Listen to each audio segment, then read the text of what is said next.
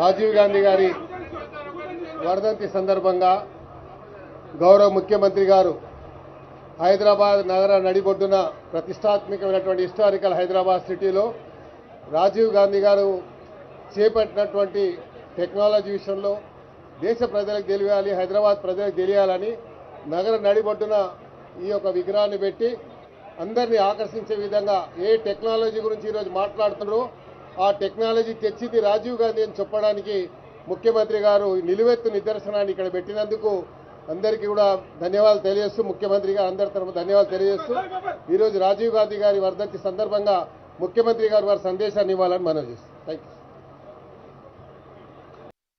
ప్రపంచ దేశాలతో పోటీ పడడానికి ఈ దేశ యువతను సమాయత్తం చేసిన గొప్ప నాయకుడు రాజీవ్ గాంధీ గారు.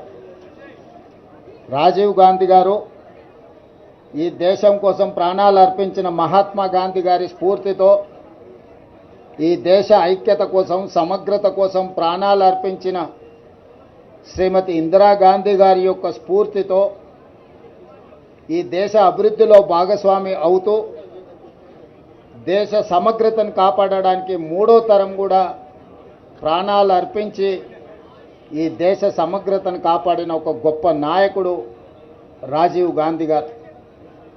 ఈనాడు ఈ తరం, ఈ సాంకేతిక విప్లవం, ఈ కంప్యూటర్ యుగం, 21st సెంచరీ అని మనం ఏదైతే చెప్పుకుంటున్నామో ఈ దేశానికి అందించిన గొప్ప నాయకుడు రాజీవ్ గాంధీ.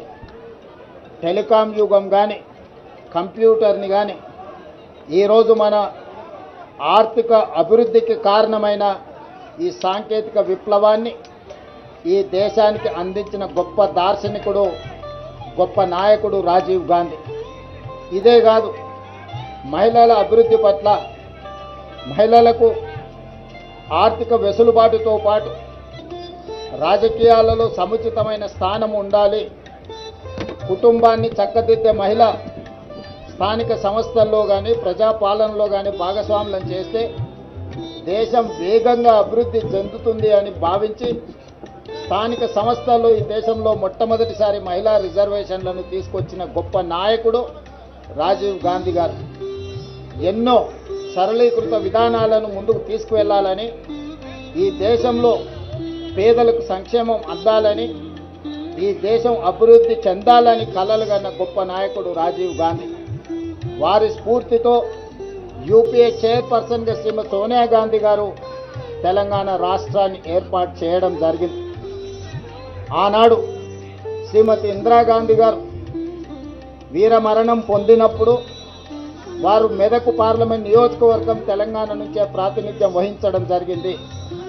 అదేవిధంగా ఈ ప్రత్యేక తెలంగాణ రాష్ట్రాన్ని ఏర్పాటు చేయడంలో సాహసోపేతమైన నిర్ణయం శ్రీమతి సోనియా గాంధీ గారు తీసుకోవడం వల్లనే ఈనాడు తెలంగాణ రాష్ట్ర కళ నిజమై తెలంగాణ రాష్ట్రంలో సచివాలయం ముందు ట్యాంక్ బండ్ మీద ఈరోజు మనం రాజీవ్ గాంధీ గారి వర్ధంతి జరుపుకుంటున్నాం.